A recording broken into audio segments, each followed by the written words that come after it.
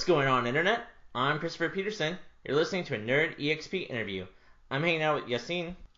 Hey Chris, how you doing? Hey, doing well.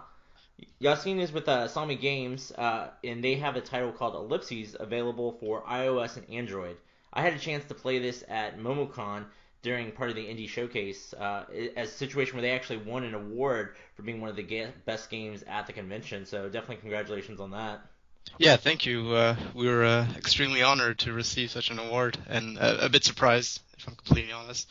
Uh, but yeah, very proud. Well, so what's kind of some of your background in game design, and how did you start your own indie game company? Yeah, so I'm a programmer by trade. I've been programming in games and in general for the last decade, and I've started out working for companies like EA and Sony, during the PlayStation 3 era. Uh, so I mainly programmed games, and I learned game design more in an ad hoc manner, just by studying other games, studying what makes good games, good products, and just trying to learn from other people. Some of my favorite indie games are like Braid and Limbo and Flower, and all the Mario games have had a huge influence on me. And I don't have any formal game design background. It's just I learned as I went along. Sure, and I think that's a story that I hear a couple times is that that's definitely an industry where your skills and aptitude end up being a little bit more important than your, kind of degree and what it is on a paper that you have. For sure. Experience is very important. You really only get good at something by doing it repetitively and trying and failing and getting better at it. Game design is very hard to study in an abstract manner. Um, there's a really great book called The Art of Game Design, uh, and it's full of very useful approaches, like how to consider a problem and try to solve it, but it doesn't give you any concrete answers, because every game has its own set of unique challenges to solve. Absolutely. So Ellipses is the first game Salmi Games has published, correct? That's right. Yeah. So for people who don't know, haven't had a chance to play it, how do you describe it? Kind of what's the elevator pitch? Right. So it's a minimalist action survival game for touch devices, and basically with your finger you directly control a spaceship through a series of single screen levels, while exploring an unknown universe. And at its core, you're simply collecting points and avoiding enemies. We take this basic concept and explore it as deeply as possible. And we ended up creating a universe with now over 130 unique levels. And there's no filler.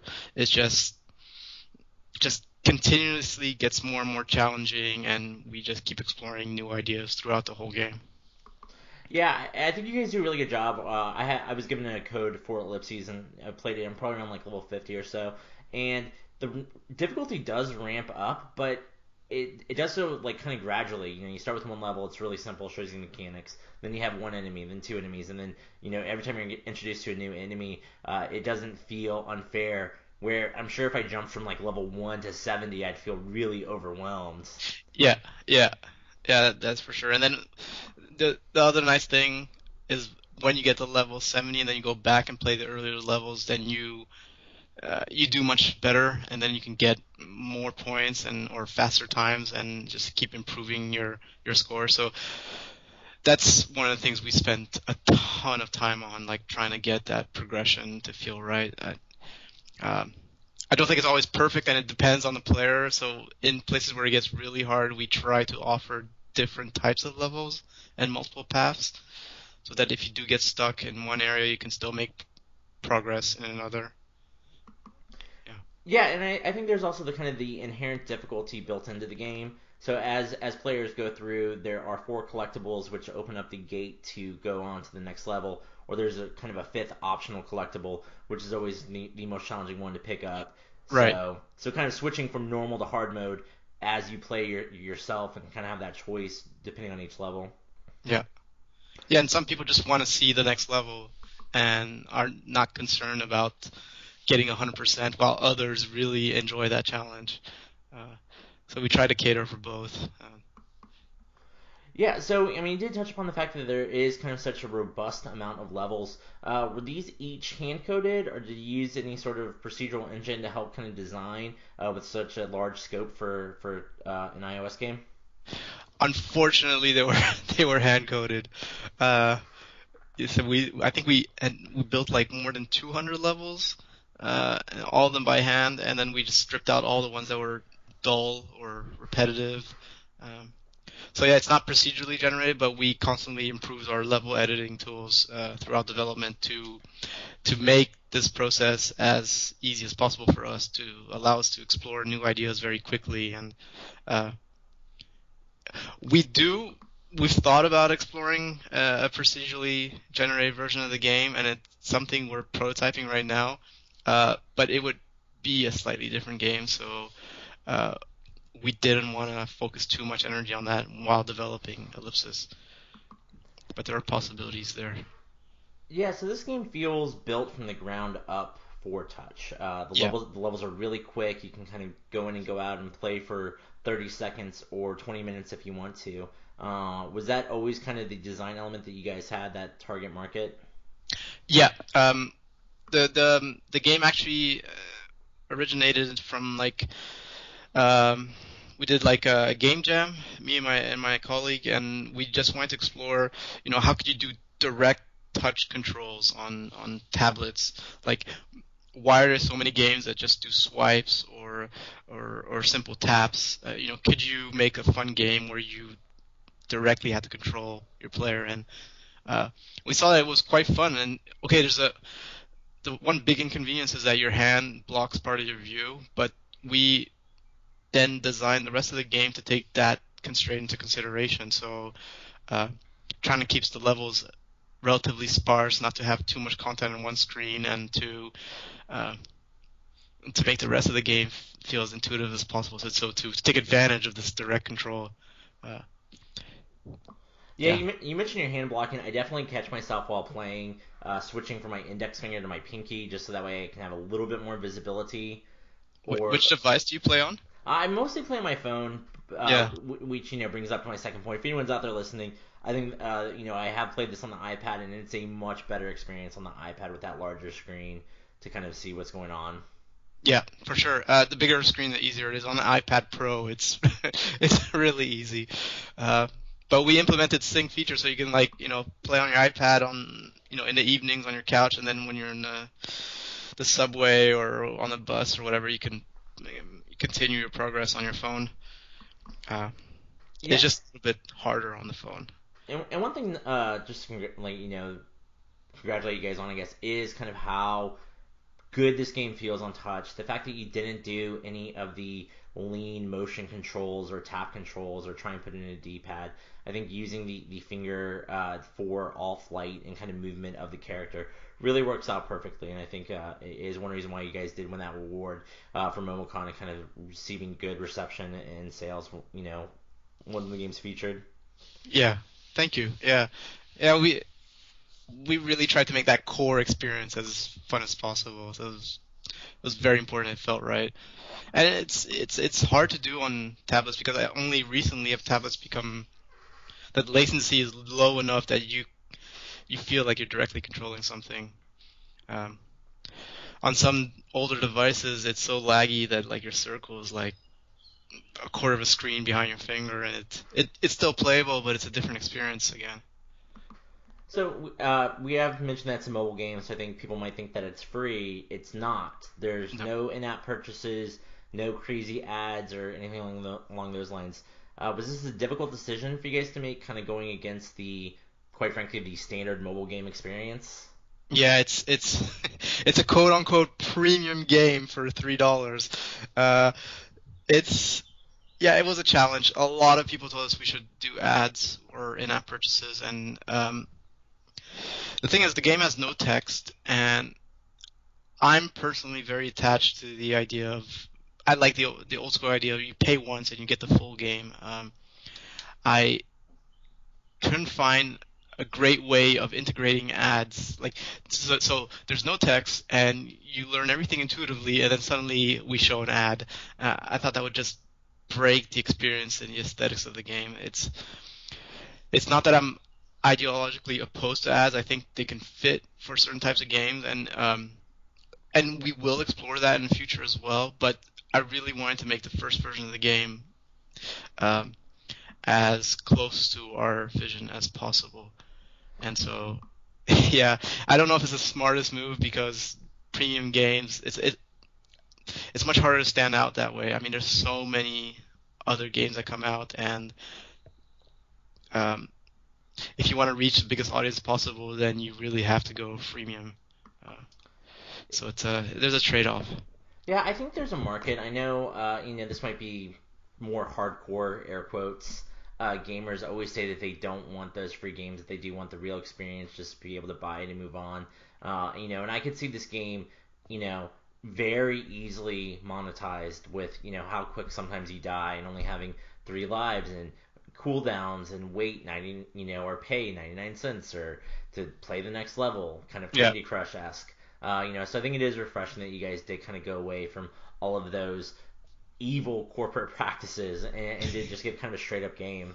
Yeah, yeah, and it's a good point because like the death system, like we use death in the game as a learning mechanic. Like you're gonna die quite often early on, and we don't want to punish the players for that. Like you die, but you learn something through it, and it's as easy as possible to get going again. So I don't know. Maybe if we do this procedural generated version, we might explore other models. But for Ellipsis, it was hard to make it fit. So you mentioned that the game has no text, so I think that kind of makes it easier to be kind of a global game. And you guys are actually based in Germany, correct? Yeah, yeah, in Munich, Germany. So is there, everything I've said so far is from my perspective as an American playing in that kind of culture. Is there a different perspective on mobile games or freemium games kind of across the country? I mean, across Uh, the world? yeah, we've learned recently that in Asia, um, well, I've been told that like Japanese players want to have their hands held as they play a game, and you need to like do tutorials where you explain everything, and like doing it with no text is really bad.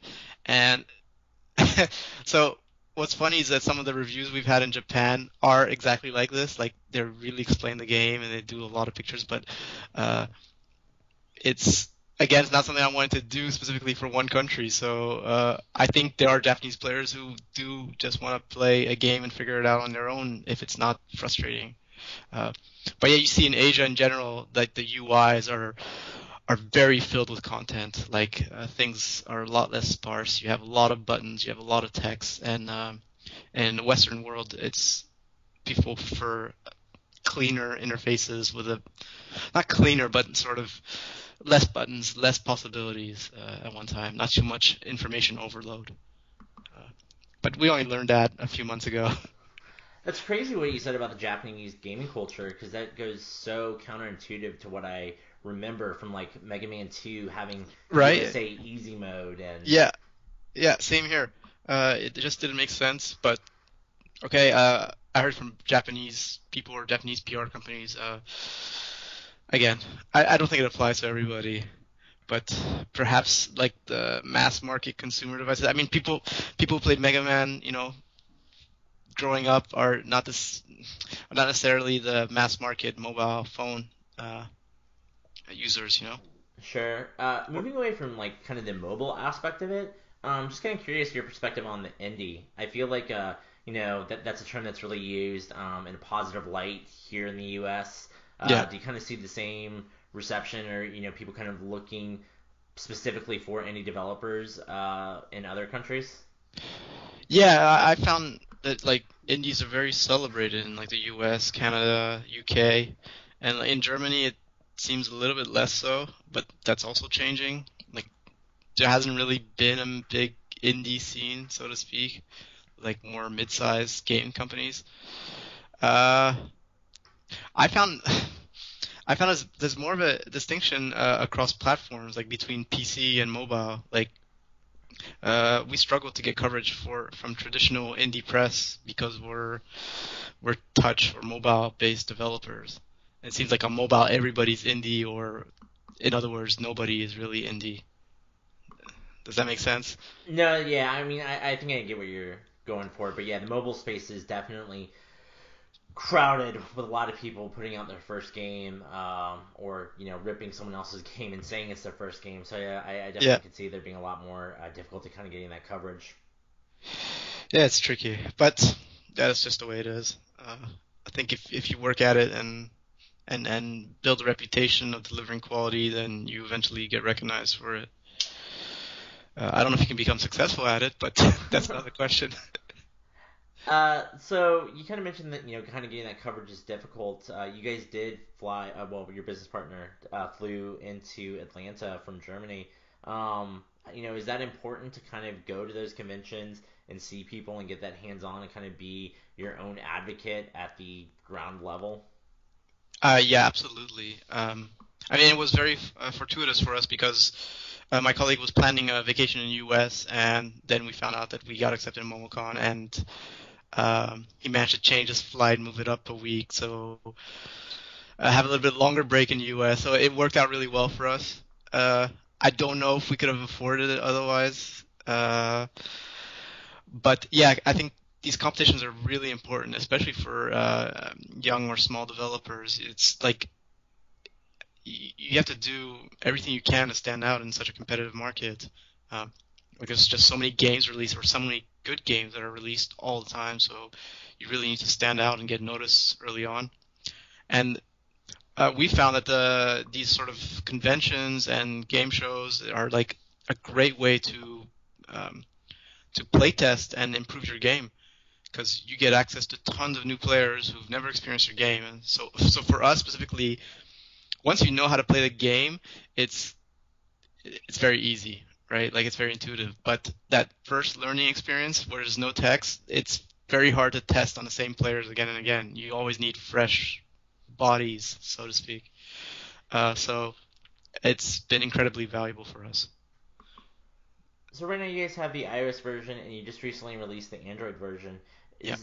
Is it feature complete? Is it done? You kind of talked about playing around with some other levels, or I think 130 is definitely a good number, but is it going to go up in the future?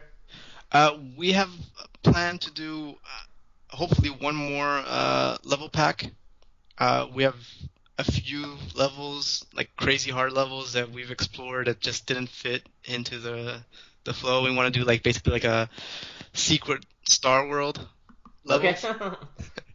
If you ever played Super Mario World, uh, something in that vein. Um, on Android, it's missing Cloud Sync, which is something we really want to add uh, to have it sort of on par with the iOS version. I just don't know how many people use such a feature, but I'd really like to have that. And yeah, I think that's it. We just want to do one more free level pack and hopefully wrap it up. No, I mean that sounds great. Yeah, Outside of Ellipses, do you guys already kind of have your next project lined up or prototyping? yeah, we're prototyping a few things. So we still have a few things we want to do with Ellipsis as well, like a free demo, because um, well, yeah, because so many people just download the game to try it out, and I think we get a lot more exposure by just having a free demo that a lot more people can play. And that procedural generated version we're also exploring, and we're really interested in the VR space. So we've been prototyping some ideas in there, uh, including one with Ellipsis on the Gear VR that we'd like to release if it really comes together. Uh, for the next mobile game, we don't have anything concrete yet, but we're trying out a few ideas.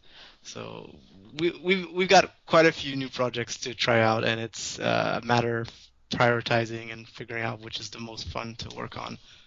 Uh, yeah. So you brought up VR. From a developer standpoint, do you think that this will be something that will stick around for years to come? Are you hearing a lot of chatter from some of your peers about what they're working on? Yeah, I think there's lots of skeptics among my peers, but I think VR is here to stay, uh, and I think it's going to take time to grow. But it's I think once you try like the Vive and you experience the feeling of presence, then you can start to see uh, what kind of new experiences you can build with that. Like for me, I think it's a very exciting field because there's so many new design problems to solve. Like you can create experiences that have never been made before. Uh, I think that's really exciting. I don't know if it's going to take off right away, but I think it's going to slow burn, and then the market is just going to slowly grow, and there's just going to be more and more players, and the AR world and the VR world are just going to converge towards whatever the solution is going to be in 20 years that is going to be implanted in your head. Hopefully. Well, I don't know. I don't know if people want implants. I think there might be a place for that, but I definitely hope that more traditional, either touch control or controller gaming, will still be around here 20, 30, 40 years. Yeah, I think it'll definitely be there. Like we still have 2D games, right? Uh, I think it'll just get more and more sophisticated. Uh, like I really want a tablet with uh, like a 1 millisecond touch latency. That's still not available in the market. So there's still lots of things that could be improved there. Yeah. No, that's definitely a good point. Maybe you'll be playing touch devices in your VR holodeck, like on a fake touch tablet.